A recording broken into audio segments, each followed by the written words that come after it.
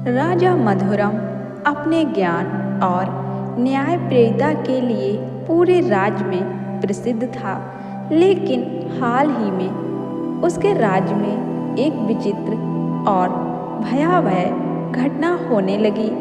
राज्य के युवा अचानक अदृश्य हो जाते और उनका कोई भी सुराग नहीं मिलता।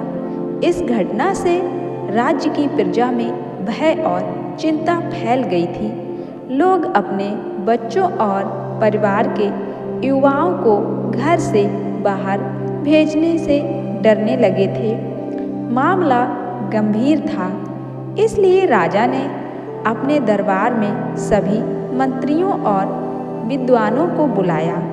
उन्होंने पूछा, इस अदृश्यता के रहस्य का क्या कारण हो सकता है और इसे रोकने के लिए हमें क्या करना चाहिए। एक मंत्री ने कहा, महाराज, लोग कहते हैं कि यह किसी दैवी शक्ति का क्रोध है। तो दूसरे मंत्री ने कहा, मुझे लगता है महाराज, यह किसी तांत्रिक या जादुई शक्ति का काम है।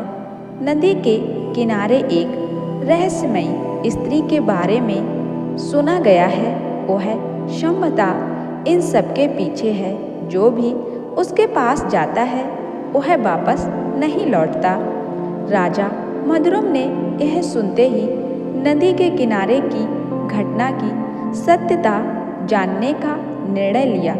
उन्होंने अपने सबसे साहसी मंत्री को आदेश दिया कि वह उस स्त्री को बुलाकर लाए, लेकिन मंत्री ने सिर झुका लिया और कहा, महाराज क्षमा करें, तुरंत मैं वहाँ जाने का साहस नहीं कर सकता। लोगों का कहना है कि वह स्त्री एक जादूगरनी है और जो भी उसके पास जाता है वह वहीं फंस जाता है। राजा ने महसूस किया कि वह पूरे दरबार में व्याप्त है। उसने निश्चय किया कि यदि उसके मंत्री और सिपाही नहीं जा सकते तो वह स्वयं जाएगा। यदि यह घटना मेरे राज्य के युवाओं को संकट में डाल रही है तो राजा होने के नाते यह मेरा कर्तव्य है कि मैं इस रहस्य का समाधान करूं। अगले दिन राजा अकेले ही नदी किनारे पहुंचा। साधारण वस्त्रों में वहां का वातावरण अजीब रूप से शांत था। नदी की लहरों में एक अजीब सी हलचल थी। राजा ने आगे बढ़ते हुए एक सुंदर स्त्री को देखा। उसकी सुंदरता इतनी मोहक थी कि कोई भी उसकी ओर आकर्षित हो सकता था।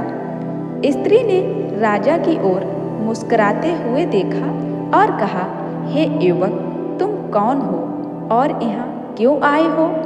उसकी आवाज़ मधुर और आकर्षक करने वाली थी, लेकिन उसमें एक रहस्यमयी गूंज भी थी। राजा ने खुद को संयमित रखते हुए कहा, मैं राजा मधुरम हूँ। मेरे राज्य के युवा अदृश्य हो रहे हैं और इसका कारण तुम्हें माना जा रहा है। मैं इस रहस्य को सुलझाने और अपने लोगों की रक्षा करने आया हूँ। स्त्री ने पहले प्रणाम किया और फिर हंसते हुए कहा, क्या आपको लगता है उनके पीछे मैं हूँ? मैं एक स्त्री हूँ, किसी तरह से अपनी रक्षा करते हुए यहाँ रहती हूँ राजन। यह मिट्टी के घड़े बनाकर किसी तरह अपना जीवन यापन कर रही हूँ। राजा मधुरम ने स्त्री की बात सुनकर उसकी आंखों में झांका।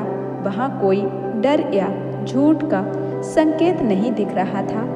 वहाँ पड़े घड़े इस बात का सबूत थे कि वो सच बोल रही है। उसने गहरी सांस लेते हुए कहा, यदि तुम निर्दोष हो तो यह रहस्य और भी गहरा हो गया है। मेरे राज्य के युवाओं के अदृश्य होने का कारण यदि तुम नहीं हो तो क्या तुमने यहाँ कुछ असामान्य देखा है?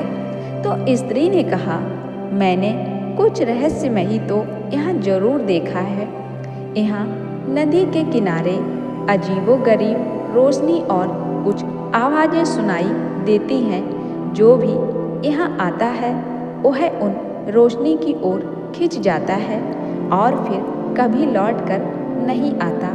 मैंने खुद को हमेशा दूर रखा है, इसलिए मुझे इन घटनाओं का पूरा सच नहीं पता।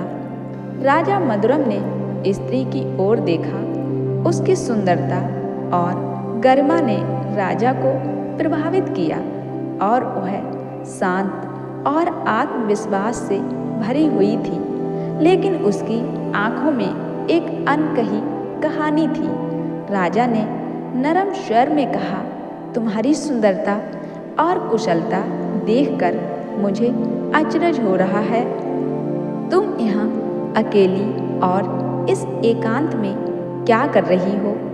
क्या तुम्हारा विवाह नहीं हुआ है? और यह स्थान जो रहस्यमयी है, तुम इसे कैसे सहन करती हो? तो स्त्री ने हल्की सी मुस्कान से उत्तर दिया, राजन, यह स्थान रहस्यमयी है, लेकिन यह मेरा आश्रय स्थल है। विवाह के बारे में पूछ रहे हैं तो कह सकती हूँ कि भाग्य ने मेरी झोली में अकेलापन ही डाला है। मेरे माता पिता का निधन बचपन में ही हो गया और तब से मैं अपने लिए जीवन का अर्थ ढूंढ रही हूँ। विवाह के विषय में कैसे सोचूं? क्योंकि लोगों में मेरे प्रति कई भ्रांति हैं। कोई मुझे जादूगरनी कहता है, कोई क्या। आप भी तो ऐसा ही कुछ मेरे बारे में सोचकर आए थे। राजा मधुरम उस स्त्री की बातों और उसकी सरलता पर मोहित हो गया। उसकी सुंदरता के साथ साथ उसकी सहजता ने राजा का दिल जीत लिया। जब स्त्री ने राजा को भीतर चलने और जल तथा फल ग्रहण करने का प्रस्ताव दिया तो राजा ने मुस्कुराते हुए कहा, तुम्हारी मेहमान नवाजी स्वीकार है। यह कुटिया भले ही साधारण हो, लेकिन तुम्हारे जैसा आतिथ्य देने वाला हृदय इसे विशेष बनाता है। स्त्री ने राजा को भीतर बुलाया। कुटिया के अंदर की सजावट साधारण थी, लेकिन मिट्टी के घड़े बहुत ही सुंदर घड़े थे, बहुत आकर्षक थे।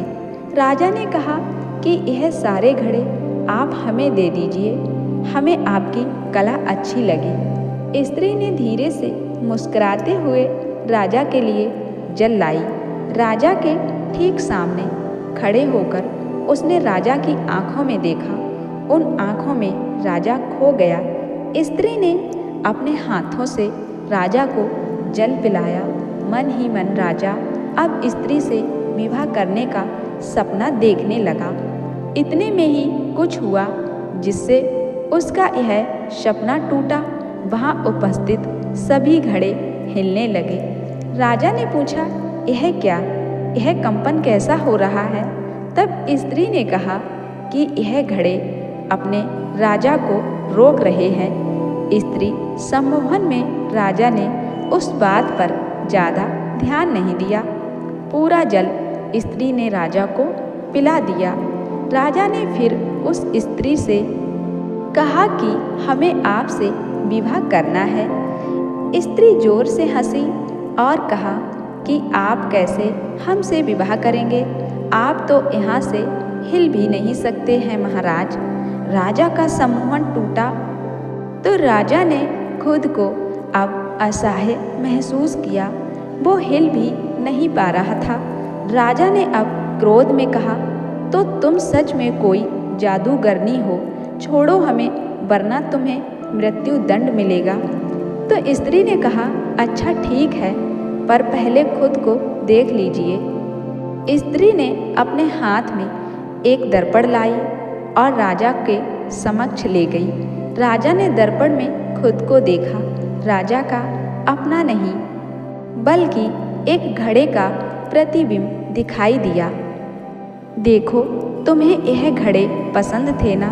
अब तुम स्वयं ही एक सुंदर घड़े बन गए। राजा भी अब सभी पड़े घड़ों की भांति हिलने लगा और स्त्री जोर जोर से हंसने लगी।